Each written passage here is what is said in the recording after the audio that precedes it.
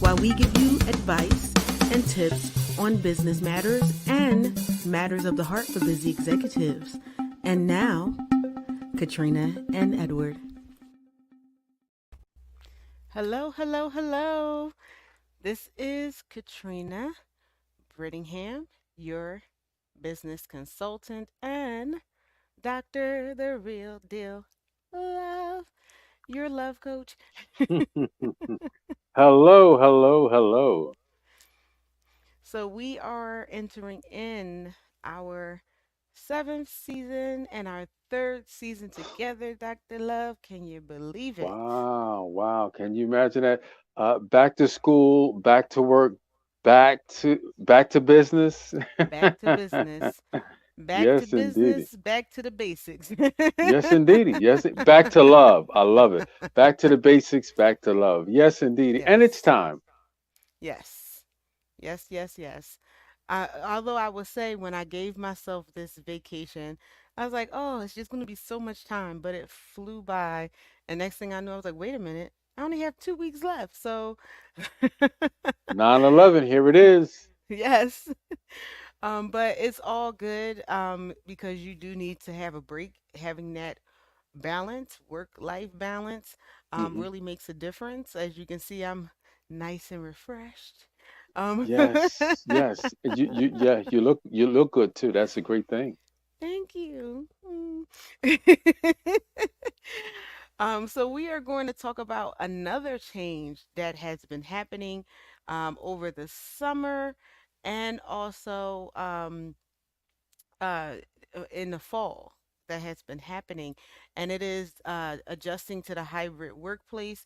Even if you are a small business entrepreneur, you may be squeezing your way or squeaking your way out into the office, whether it is 1 day a week, 2 days a week, 3 days a week, 4 days a week. There are all kinds of um, combinations of it. But however you work it, however you want to have it for your business, however you wanted to have it for yourself, whether you do a rental office or lease an office or have that shared workspace, or whether you are working like myself as a consultant for a company, however you want to work that, um, there are ways for you to be successful. I know that it is a challenge after you have been remote. Like myself, it would be a shock to my system to suddenly go back into corporate. We have learned that um, working from home, we have flexibility, and some of us just talk loud, and you can do so when you're in your home. But once you come back into the office, it's a whole other ball game doing that. Hmm. So having that time in the workforce. Again, we talk about business, we talk to employees, we talk to executives on how to successfully do that. Um, my personal thing is, still having that flexibility, but working with people. So if you had people who were 100% remote even before COVID, bringing them in the office is going to really trip them out because they were hired as 100% remote, regardless of COVID. With that, you will have some, uh, what do they call it? I can't think of the name, but you will have some people who are leaving. Okay. Hmm. Hmm. They called it the Great Migration when, COVID happened and they first started going to the office, or Great Resignation. But you will have people who resign after that because they liked working remote, and there are still remote jobs out there. So that's one thing to consider when you are an employer and you go hybrid, that you may have some people who are leaving to stay 100% remote, or even if they came after COVID, they want to come 100% remote. But with the shock and everything, because people adjusted their lives over this 3 year period, some people were homeschooling their kids and everything because they did not want them to go back to regular school for whatever reasons. You know, everyone has their personal thing, so now they have to go into the office. So now they may have to consider putting their children in school. So even if you come, like say in uh, June or July, for this person child to get into school, it may take a little bit longer because you have applications for charter schools, private schools, and even public schools may already be filled with the people from the year before. So these are some things to kind of consider when you're doing that. So if you have people who have these circumstances, you might want to have maybe like an exception form or exception process to review people's situations individually, because Hmm. it might not be so easy for them to change their lives back to going to school. Um, for that and transportation and all kinds of stuff. Because I know most big companies may offer, um, childcare and stuff like that at a discounted rate. So now they have childcare, then they hadn't have to worry about before, transportation for their children and stuff like that. Um, You know, and another when, thing go ahead. I thought was interesting. Um, there are people who, because of their working remote and at home, they were able to pick up a second job. So the income now, some of them are making like two paychecks because they're able to work so efficiently from home. Going back in, they would have to lose one of their incomes. So I know people who are actually doing two jobs. That's true, but when it comes to corporate, especially if it was your main job, um, basically there's something in a contract that you can work a second job as long as it doesn't interfere with the first. So, Hmm. you know, that can be a little tricky because Hmm. especially if that was your main source of income, it'll be like, well, now this job is interfering, um, and everything like that. So they wouldn't the workplace, depending on how big the workplace is and what their procedures is, it would just be like, well, we were your priority. So Hmm. you have to Hmm. be careful with that. Um, that wouldn't be a way to have an exception because they wouldn't consider that um, a valid form of an exception. Hmm. Um, so you kind of have to stick with the second part, but that is something for a worker to consider that will cause them to find something else as their main source, to remain remote so they can pick up what they had part time. Hmm. So yeah, it's that gets tricky, but it's a good point. Especially in a time now where everything is going up. Like my grocery bill has doubled, even from last month. I couldn't believe it. I was like, wait a minute, this doesn't make any sense. Um, but so you want to kind of strike that balance before from hybrid, fully remote, and in-person work. Okay. So it involves, as I was saying, given the story, more than just issuing a mandate outlining your organization's policies. All right. There is no recipe for making um, the hybrid work. Um, because it's such a sensitive thing. So there are four principles that form a prerequisite for having a successful hybrid working environment. And this affects large companies as well as small companies. Because again, you had a lot of people who were workers or contractors who were working 100% remote. And with this push to come into the office, it can affect your business um, in a way that you were not expecting. So you want to be sensitive to the needs of your workers. Um, the only time I would say, okay, yeah, pull them in the office is if they weren't pulling their weight when they were home, okay, or not putting in the same quality of work as they were, then yeah, that might be something that you have a conversation about, to bring them in the office. to make sure that you have that balance. And some people, it was a shock on the other end going remote, and they didn't enjoy it, or to their own admission, they were easily distracted. So being in the office, it puts in their mindset, okay, I'm at work. So these are the conversations that you need to have. Okay. So there are four pillars. One is development. One is purpose. Um, One is team working models, and one is uh, inclusivity. Okay, so we are going to go through those hopefully, um, in the time for this broadcast. So companies do continue to offer perks like indoor and outdoor work areas, wellness solutions, high end facilities for fitness. Some companies do have a gym on site. I used to work at a company that had a gym on site and it was wonderful. Um, I lost like 80 pounds doing that and everything because I could go on my lunch break. So I no longer kind of had an excuse like get home, I'm too tired, or in the morning, oh, that's too early. I just can't make it. I would take my lunch break and I would work out, and it worked out for me. So those are some perks for you going back in the office if you want to. Um, a big downside for people is the commute. Gas is $1 million a gallon, or it seems like it at this time.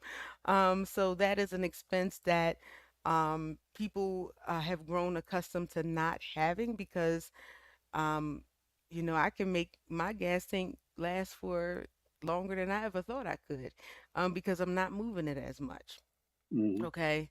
I'm just going to work. And some people shaved off an hour, 2 hours, an hour and a half commute. And this is the commute without having an accident on the road, and everything. And how people started to see how um, this added to the quality of their day. So you're gaining back at least 2 hours a day, or 4 hours a day just on your commute.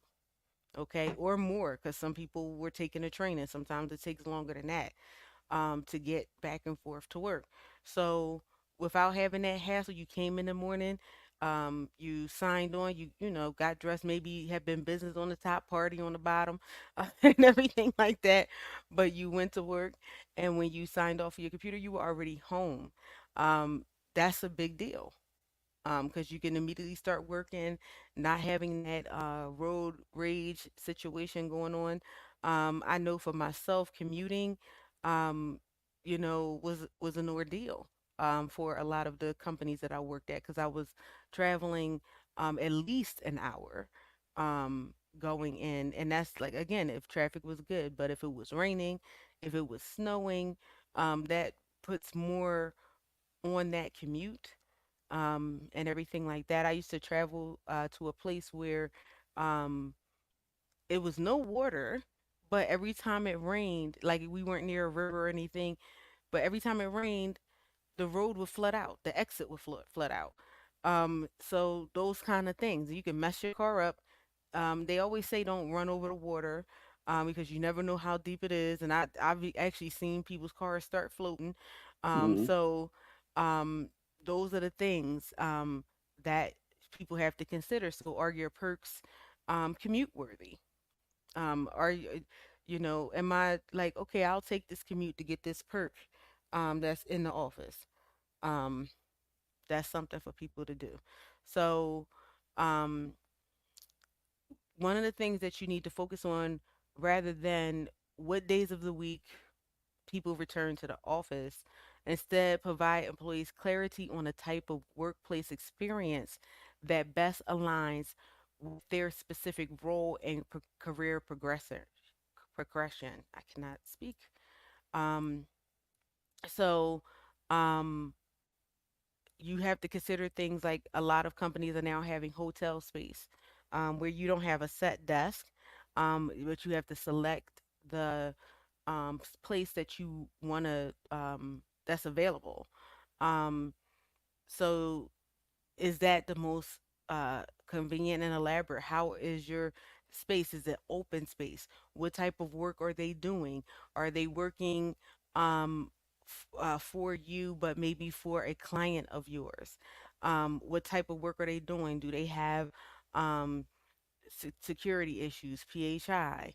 Do they have a lot of meetings versus are they in a place where they're doing like production during the day? So they're not in meetings, they're the production staff. These are the things that need to be considered. And when you combine people who are having a whole bunch of meetings during the day that can't sit and clog your conference room up all day because there's other people who are having meetings throughout the day, how is that going to mishmash with the people who are doing production? These are the things that you need to consider when you are bringing um, people back into the office because it does make a difference. Like I said earlier, case in point, I work for a client as a consultant, and I didn't even consider how loud, I am because I'm in my own office, home office, set up for this. And I had a colleague of mine who went back to the office and they were like, somebody came to them and was like, you forgot your cubicle voice, huh? And then I thought about it. I'm Hmm. like, how loud am I? Because I don't really pay attention because I'm not bothering anybody Hmm. in my home office. And so little things like that makes a difference and can affect the quality of work of people around you.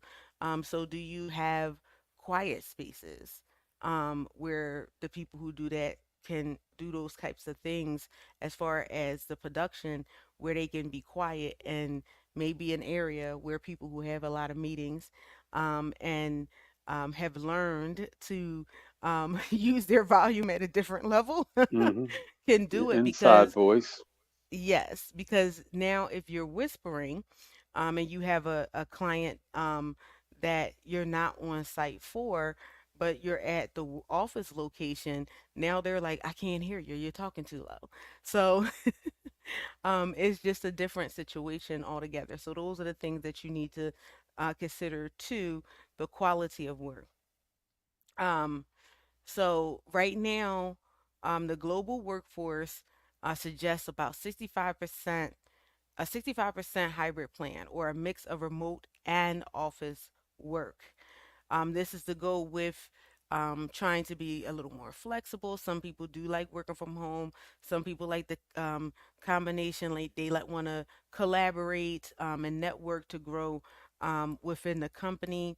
Um, some people just like um, to be remote. So it's just have to consider those things, okay? Um, you have people who are living in multi-generational households where working from home is not an ideal environment. Again, some people have balanced that out. Like, well, I'm in my office and I'm doing my work, and my kid is in their room at their desk doing their schoolwork, and it works great. So they may have lunch with their kids, talk to their kids, and everything like that. After they get off of work and their kid gets off of school. Um, so some families are better at balancing that than others. Some of them, and you have to consider the age. They might have toddlers running around. It might not be as conducive as we learned with COVID and having kids, they came walking in, peeking in the screen. Hey, who's that? Hmm. So you had some people who were happy to go back to Hmm. work. So, um, you know, uh, there it is. You have attrition. I was trying to think of that word. So you have the natural attrition. So you have the fact that that has decreased by 5%, where you had people who were happy being remote and they left and they found remote jobs. Like for the first time, I think in history, businesses realized that the true power of having your business is your employees and their happiness. And they can affect your business if they decide in a um, in mass that they want to leave. Okay, so It's like, okay, like nobody's coming to work or people are leaving or this, that, and the third. Whereas historically it has been kind of the other way around, like, oh, you need a job. But people are more at the case of, yes, I need a job, but I don't have to necessarily work here. Hmm. Okay. So employees started to learn what their real power superpower was when it came to this. So that's something to um, consider. Um, we do have that in this time frame. We have a reduced uh, decrease of attrition by 5%. Um, but that is small, like, but then you have um, hoteling at 20%. So you do have more people who want to come into the office, um, which is bigger than it has been since we started coming back to the office for COVID. But you still have more people who are leaving because the decrease was only 5%. That's a pretty low number. So that means you have more people leaving for various reasons. So when you are considering hybrid work, you have to think about what is going to provide workplace flexibility, because other companies are using this as a competitive advantage to um, gain talent and retain it. So that's something to um, consider. So then we have inclusivity. It is possible to discuss hybrid and remote work without addressing inclusivity.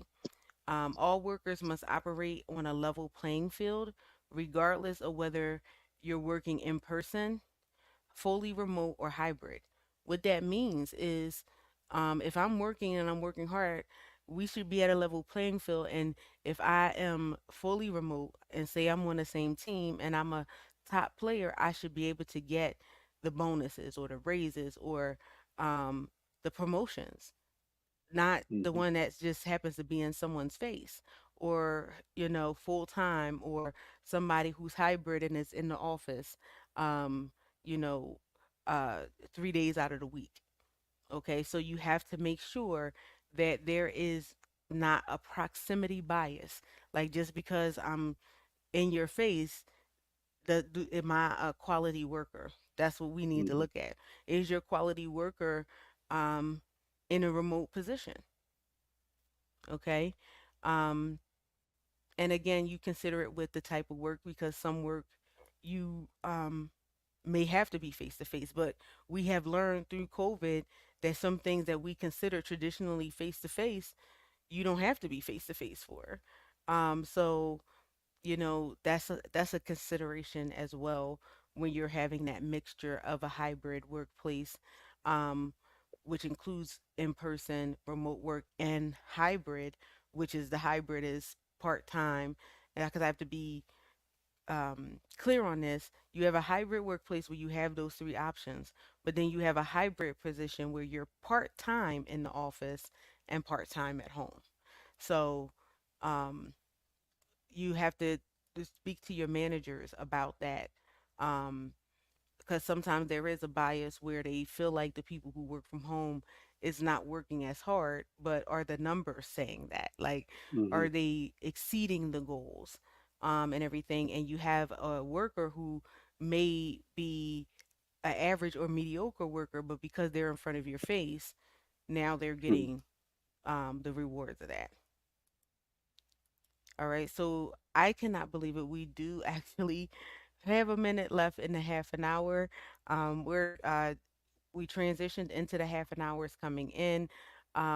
So we are going to do we're actually not going to do a break. We're actually going to end.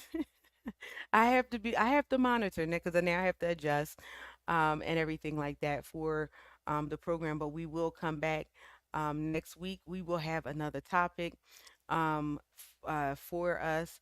If you want to know more about a hybrid workplace, I do um, um, recommend that, number one, you talk to your employees, you do surveys, but you also do research um, on how to develop your people, how to make sure that they have the perks of the company, that they're able to move up within the company, and everything like that, and that you don't have the bias that comes with working with a hybrid workforce. So thank you for joining us back. Apparently, I still have to adjust myself because my tongue is still on vacation. So I Hmm. will see you. Getting back I in the will see swing of you. things. Yes. I will see you next week. Thank you for joining us.